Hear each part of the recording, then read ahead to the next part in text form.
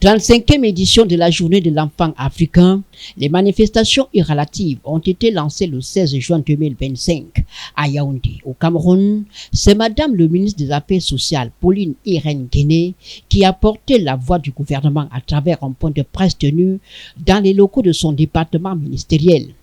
L'événement cette année est placé sous le thème « Planification et budgétisation des droits de l'enfant ». Progrès depuis 2010. Et il s'agit pour ces membres du gouvernement de s'arrêter un temps soit peu afin d'évaluer le chemin parcouru en matière de planification et de budgétisation sensible aux droits de l'enfant depuis 2010.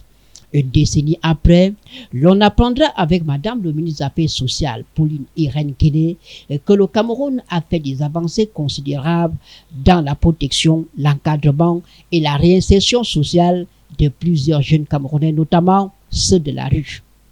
Mais beaucoup reste à faire, puisque malgré ces multiples efforts, ces enfants font encore face à de nombreux abus. La violence et les abus sur les enfants sont des actes inacceptables. La violation des droits des enfants, des droits fondamentaux des enfants ne nous permet pas de rester, je crois, de rester insensible.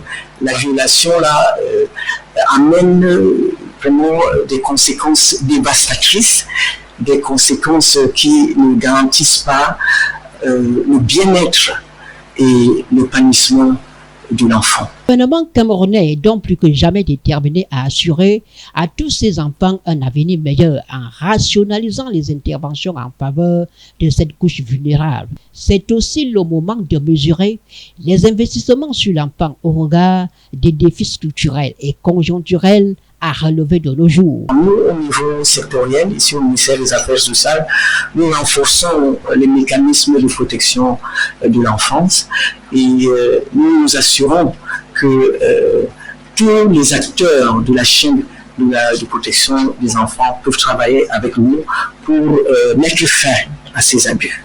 Pour l'exercice budgétaire 2025, 2,881 400 000 francs CFA seront mis à contribution pour promouvoir le bien-être des enfants. L'autre champ de bataille du ministère des Affaires sociales, c'est de leur permettre d'avoir tout d'abord une existence légale. Pour le compte de l'année 2024, 3708 actes de naissance ont été établis en faveur de 1798 filles et 1909 garçons issus des communautés autochtones. Le programme national d'éducation de base rend l'éducation de base gratuite, obligatoire et inclusive et vise à améliorer l'accès équitable à l'éducation pour toutes les catégories d'enfants sans exclusive, y compris dans les zones prioritaires. En rappel, la journée de l'enfant africain est commémorée chaque 16 juin en mémoire au massacre d'enfants innocents à Soweto, en Afrique du Sud, en 1976, par le régime raciste de l'apartheid.